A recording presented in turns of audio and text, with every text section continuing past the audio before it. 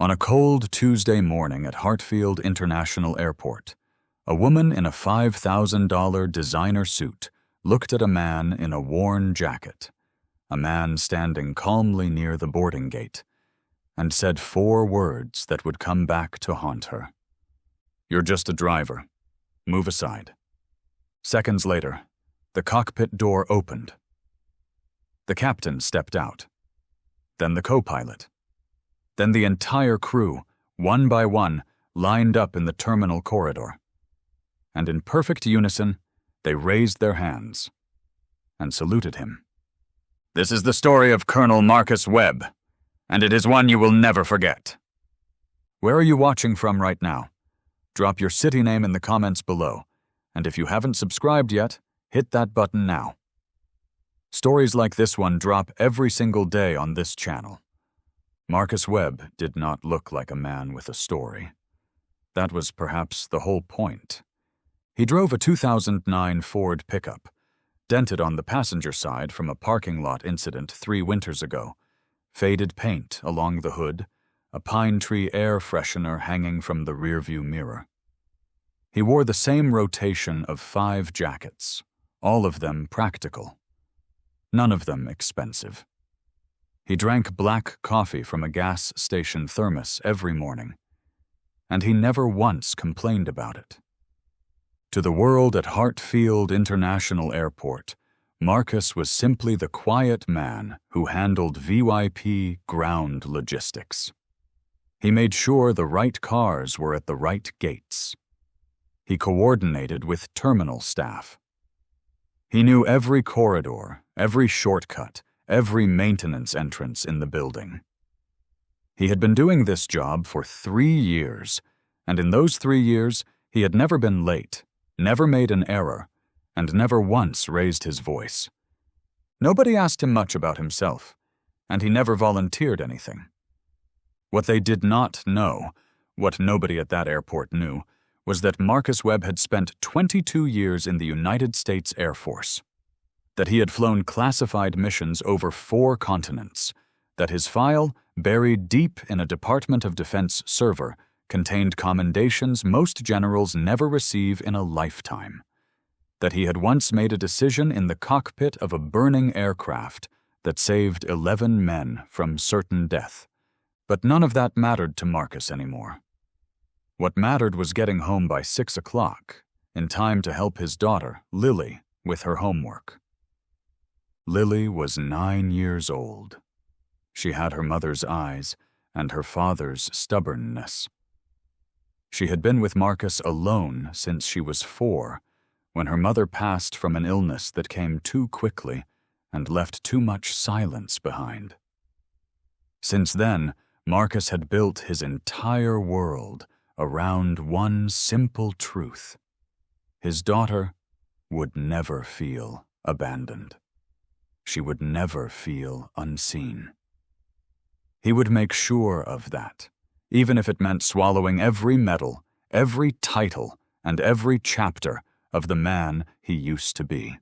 Victoria Laurent arrived at Hartfield International the way she arrived everywhere, like she was already late for something more important. She was 38 years old, the CEO of Laurent Global Enterprises, a company her father had built, and she had tripled in value over the past decade.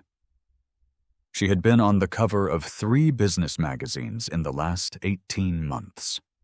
She had a reputation for being brilliant, decisive, and utterly intolerant of anything she perceived as incompetence or inefficiency.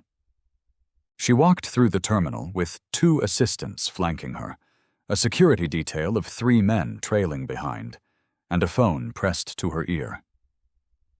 She was speaking in rapid, clipped sentences about a deal that needed to close before Friday. She did not look at the people she passed. They were scenery, background, details that did not require her attention. When she reached the VIP gate for her private charter, Marcus was standing near the boarding corridor, reviewing a logistics checklist on his tablet. He was in the way, or at least he appeared to be, from Victoria's perspective.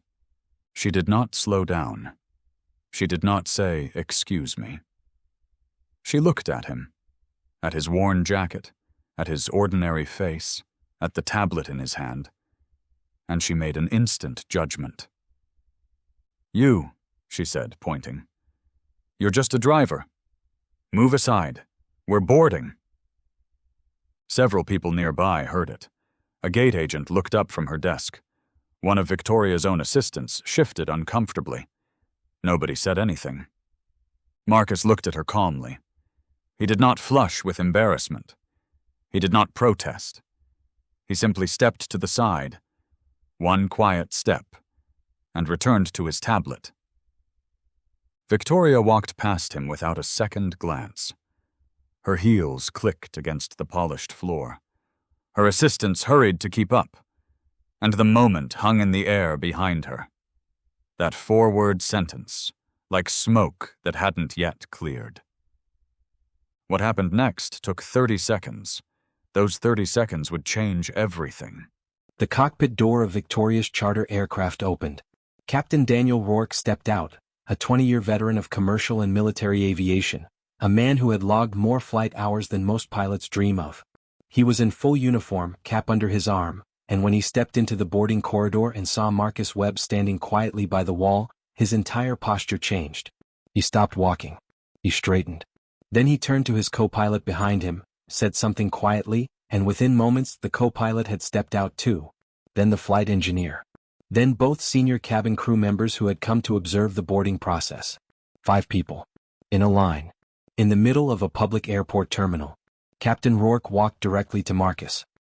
He extended his hand, and as Marcus shook it, Rourke's other hand rose to his temple in a sharp, deliberate salute. "Colonel Marcus Webb," Captain Rourke said, his voice carrying clearly through the terminal. "Operation Sandstorm. It is an honor, sir. It has always been an honor." The 4 other crew members saluted in unison. Victoria Laurent had stopped walking. She turned slowly as if part of her already knew what she was seeing and was reluctant to confirm it. Her phone was still in her hand but the call had gone silent. Her assistant stood frozen behind her. Marcus acknowledged the salutes with a quiet nod.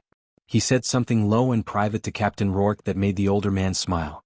Then he looked up, and for just a moment his eyes met Victoria's. There was no anger in his gaze. No satisfaction. No performance of dignity reclaimed.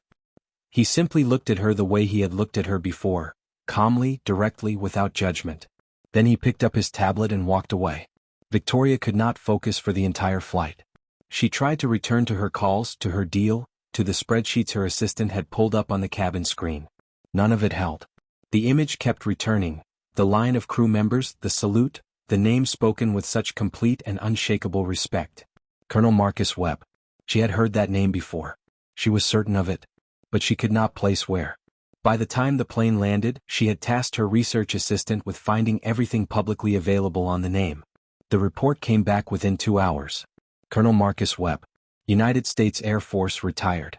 22 years of service. Decorated combat pilot. 3 classified deployments. 2 distinguished flying crosses. And 1 event, referred to in the declassified summary only as Operation Sandstorm, in which a cargo aircraft carrying 11 personnel had suffered catastrophic engine failure over hostile airspace. The pilot, despite severe personal injury, had manually guided the aircraft to an emergency landing on a strip so short it had been deemed impossible by every calculation available. All 11 crew members had survived. The pilot had spent 6 weeks in a military hospital, refused media interviews, declined a public ceremony, and accepted his Medal of Honor in a private room with only his commanding officer and his young daughter present. The daughter's name was Lily. Victoria read the report 3 times. Then she sat back in her seat and looked out the window at the clouds below, clean, white, indifferent, and felt something she had not felt in a very long time. Shame. Not the performative kind. Not the kind that passes when no one is watching. The deep, honest kind that sits in the chest and does not move until something real is done about it. 3 days after the airport incident, Victoria Lawrence's assistant made contact with the airport logistics department and requested a private meeting with a staff member named Marcus Webb. The message was marked personal. It offered no explanation. Marcus agreed to meet, though he told no one why. They met at a quiet corner table in an airport lounge that was mostly empty on a Wednesday afternoon. Victoria arrived alone, No assistants, no security. She was wearing simpler clothes than before. It seemed deliberate. She apologized. She said it plainly without softening it with qualifications or explanations. What I said to you was wrong. I looked at you and made a judgment I had no right to make. I am sorry. Marcus listened. He stirred his coffee. Then he said, "You didn't wrong me, Ms. Laurent. I've been called worse by people with more authority than you.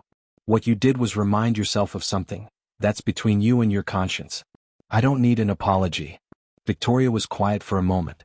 Then she said, "My father's name was Henri Laurent. He flew commercial cargo routes in the early 2000s. He used to tell a story about a military pilot who once helped him navigate through a severe storm over the Gulf, talked him through it on emergency frequency for 40 minutes. He said that pilot saved his life. He never got the name." Marcus looked at her carefully. "Henri Laurent," he said slowly. "November 2004. Gulf of Mexico. He was flying a Cessna Caravan, lost his instruments in a squall." Victoria's breath caught. "That was you," she said. What Victoria did not yet know, what she would learn only when her company's acquisition team came back with their due diligence report the following week, was that the defense technology firm Laurent Global had been quietly pursuing for the past 18 months was not owned by a faceless institutional investor. It was owned through 3 carefully structured holding companies by a private individual, a man named Marcus Webb. The company Aegis Defense Systems had been founded using a combination of Marcus's military separation pay, a small inheritance from his late wife's family, and a series of early investments that had compounded quietly over 15 years while Marcus flew missions and raised his daughter and asked for nothing from anyone. The company now held 14 active patents in drone navigation systems and had 2 government contracts pending renewal. Laurent Global needed those patents. Without them, their new aerospace division, the one Victoria had staked her reputation on, could not move forward. When Victoria walked into the boardroom for what her team had scheduled as a routine acquisition meeting, she found Marcus already seated at the head of the table. He was wearing a simple, well-fitted suit. No tie. He had a folder open in front of him and a cup of black coffee beside it. He looked up when she entered. "Ms. Laurent," he said quietly, "please have a seat." The meeting lasted 2 hours.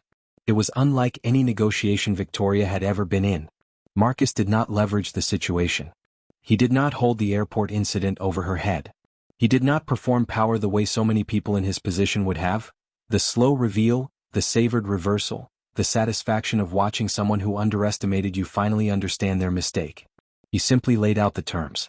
The patents were available for licensing. The price was fair, conservative even compared to market value. Laurent Global would have access to the technology they needed. There was, however, one condition. "There's a veteran transition program," Marcus said, sliding a single page across the table. "Run by a small nonprofit in this city. They help veterans find employment after service. Real employment, not charity. They've been underfunded for 2 years. What I'm asking is that Laurent Global commit to a 3-year sponsorship. Not a publicity stunt. A real commitment. Mentorship hours from your executives, job placement partnerships, the whole structure." Victoria looked at the page. Then she looked at him. "That's your condition?" she asked. "That's my condition." She signed the agreement that afternoon. And for the first time in longer than she could remember, Victoria Laurent felt like she was doing something that had nothing to do with winning, and everything to do with being right. 6 months passed. Laurent Global launched its aerospace division on schedule.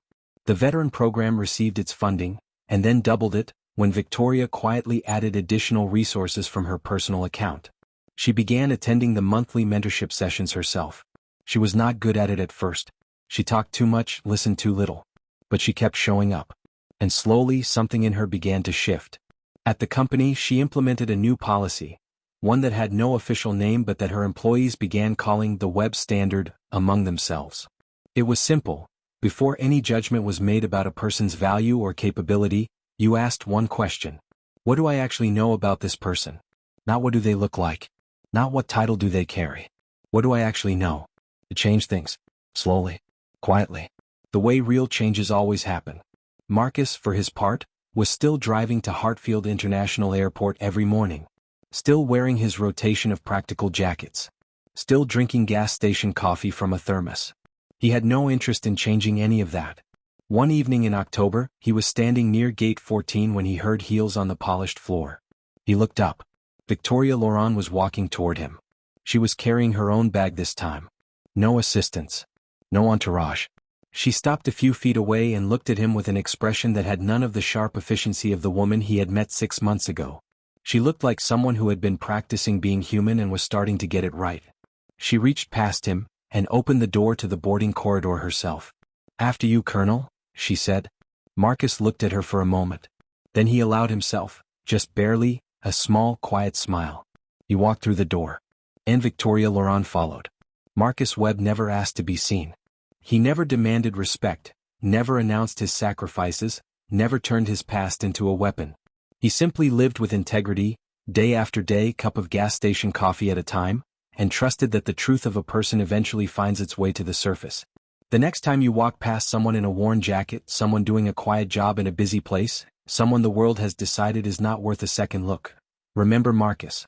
Remember that the most extraordinary people are often the ones who have chosen, deliberately and at great cost, to live ordinary lives.